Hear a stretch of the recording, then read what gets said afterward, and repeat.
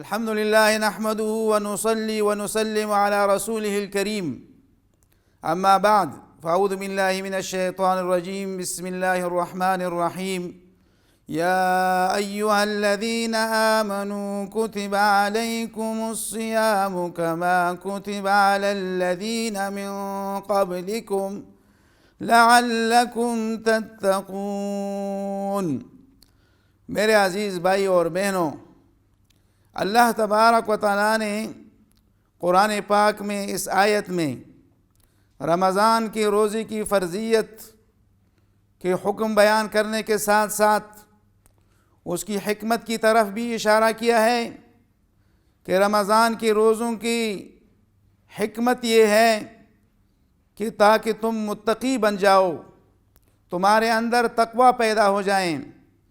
تو رمضان کے روزوں کے بہت سے فائدے ہیں، بہت سی حکمتیں ہیں، اور ان میں سے ایک حکمت جیسا کہ اللہ نے بیان کیا ہے وہ حصول تقوی کا حصول ہے.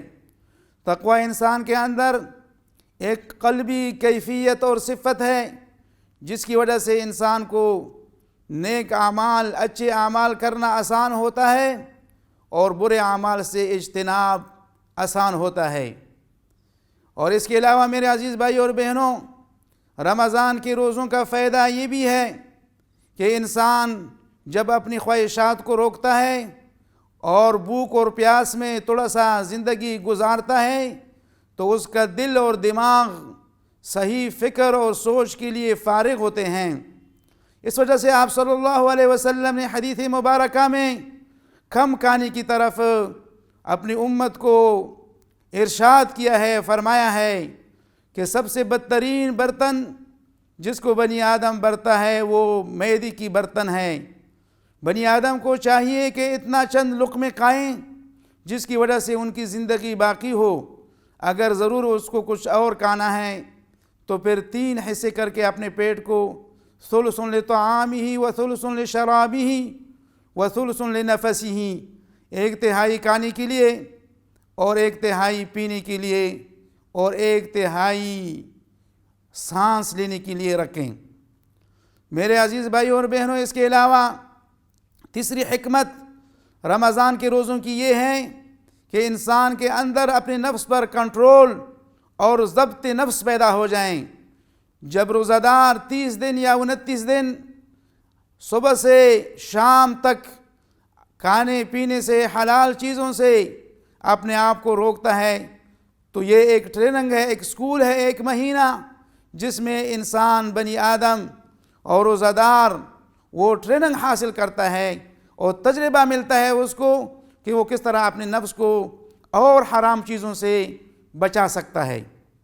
اسی طرح میرے عزیز بھائی اور بہنوں، رمضان کی روزوں کی وجہ سے انسان کے اندر اپنی ضعف اور کمزوری کا شعور پیدا ہوتا ہے کہ جب انسان دیکھیں کہ چند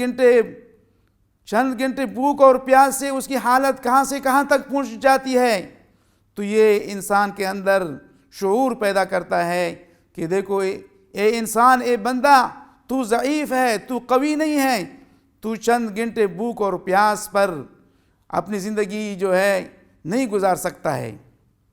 تو اس کی وجہ سے پھر انسان سے غرور اور تکبر، انانیت ختم ہوتا ہے. اسی طرح میرے عزیز بھائی اور بہنوں، مالدار لوگوں کے اندر رمضان کی روزی کی وجہ سے یہ احساس پیدا ہوتا ہے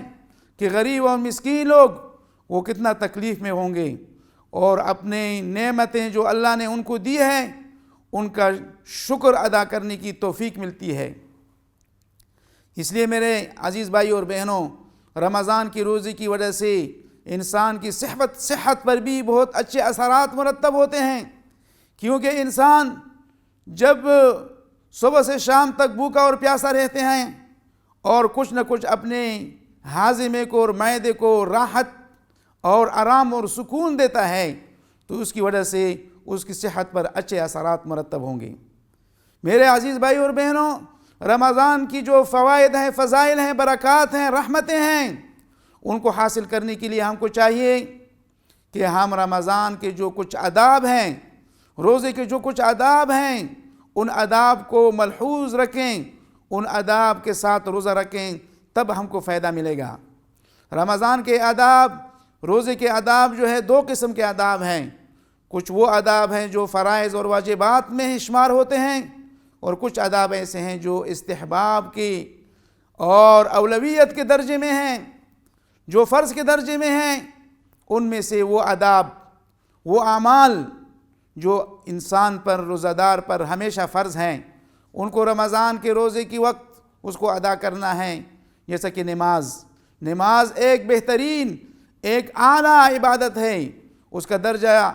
روزے سے بھی زیادہ ہے۔ کچھ رمضان میں روزے رکھنے والے دوست احباب وہ نماز کو چھوٹ جاتے ہیں، نماز کو اہمیت نہیں دیتے ہیں، روزہ تو رکھتے ہیں لیکن رمضان میں نماز نہیں پڑھتے ہیں، تو ان کا روزہ کیسے صحیح ہو جائے گا جب وہ نماز کا فریضہ ادا نہیں کرتا۔ اسی طرح میرے عزیز بھائی اور بہنوں، ان محرمات سے بچنا چاہیے رمضان میں جن کو اللہ تبارک و تعالیٰ نے اور رسول صلی اللہ علیہ وسلم کی زبان مبارک سے ان کو حرام قرار دیا ہے، جیسا کہ جھوٹ بولنا اور چغل خوری کرنا، غیبت کرنا، اور اسی طرح ملاوٹ کرنا کسی چیز میں، تو یہ سارے حرام ہیں۔ کسی پر بہتان باندھنا، خیانت کرنا، اور آپ صلی اللہ علیہ وسلم نے احادیث مبارکہ میں ان کی جو وہ وعیدیں بیان کی ہے وہ سخت وعیدیں ہیں، تو ان سے بچنا چاہیے۔ اور رمضان کا مقصد یہی ہے کہ ہم ان محرمات سے بچ جائیں، جیسے کہ آپ صلی اللہ علیہ وسلم نے فرمایا، من لم يدع قول الزور والعمل به، من لم يدع قول الزور والعمل به، جس نے جھوٹ کو نہیں چھوڑا اور جھوٹ پر عمل کو نہیں چھوڑا، والجہل اور جہالت کو نہیں چھوڑا، فلیس للہ حاجۃ فی ان یدع طعامہ وشرابہ، تو اللہ کو کوئی ضرورت نہیں ہے اس کے کھانے اور پینے چھوڑنے کا۔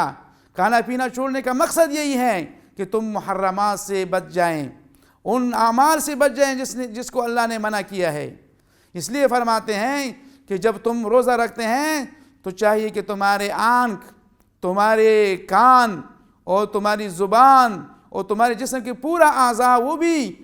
ان چیزوں سے بچے رہیں جن کو اللہ نے ناپسند کیا ہے، جن کو اللہ نے حرام کیا ہے، ان سے بچے رہیں۔ اور چاہیے کہ تمہارے روزے کا دن اور افطار کا دن ایک جیسا نہ ہو۔ اس کے علاوہ میرے دوستو، میرے بہنوں اور بھائیوں، رمضان کے کچھ ایسے آداب جو استحباب کے درجے میں ہیں، اولویت کے درجے میں ہیں، ان میں سے ایک یہ ہے کہ افطار میں جلدی کرنا۔ آپ صلی اللہ علیہ وسلم نے فرمایا افطار میں جلدی کرو، اور اسی طرح سحری کھانا اور سحری میں تاخیر کرنا یہ بھی مستحب ہے۔ اور روزہ افطار کرتے ہو جب روزہ کھولتے ہو تو سب سے پہلے روزہ کھولو تازہ کھجور کے ساتھ، اگر وہ نہ ہو تو پھر خشک کھجور کے ساتھ، اگر وہ نہ ہو تو پھر پانی کے ساتھ۔ یہ نبی صلی اللہ علیہ وسلم کی سنت ہے۔ آپ صلی اللہ علیہ وسلم نے فرمایا ہے اس کے بارے میں کہ تم جب روزہ افطار کرتے ہو تو رطب کھجور پر کرو، اگر وہ نہ ہو تو پھر کھجور پر، ولا تمرن فإن لم تجد فبماء، پانی کے ساتھ۔ اسی طرح میرے عزیز بہنوں اور بھائیوں، رمضان کے افطار کے وقت دعا کا اہتمام کرنا، اور آپ صلی اللہ علیہ وسلم نے فرمایا کہ روزہ دار کے لیے دعوت مستجابہ، ایسی دعا ہے جو اللہ نے قبول کی ہے، اور یہ دعا کرنا آپ صلی اللہ علیہ وسلم سے ثابت ہے، ذهب الظمأ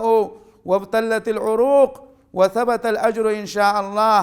کہ پیاس بجھ گئی، ختم ہو گئی، رگیں سیراب ہو گئی، وثبت الاجر ان شاء اللہ، انشاءاللہ اجر جو ہے رمضان کے روزے کا وہ ثابت ہے اللہ کے نزدیک انشاءاللہ۔ تو میرے عزیز بھائی اور بہنوں، رمضان کے روزے ان آداب کے ساتھ رکھنے کی اہتمام کرو تاکہ ہم کو روزے کے جو فوائد ہیں، برکات ہیں، وہ حاصل ہو جائیں، ان سے محروم نہ ہو جائیں۔ دعا ہے اللہ تبارک و تعالیٰ سے کہ اللہ تعالیٰ ہم کو رمضان کے تمام برکات اور رحمتوں سے نوازیں، اور اللہ تبارک و تعالیٰ ہم کو صحیح روزہ رکھنے کی توفیق نصیب فرمائیں۔ وآخر دعوانا ان الحمد للہ رب العالمین۔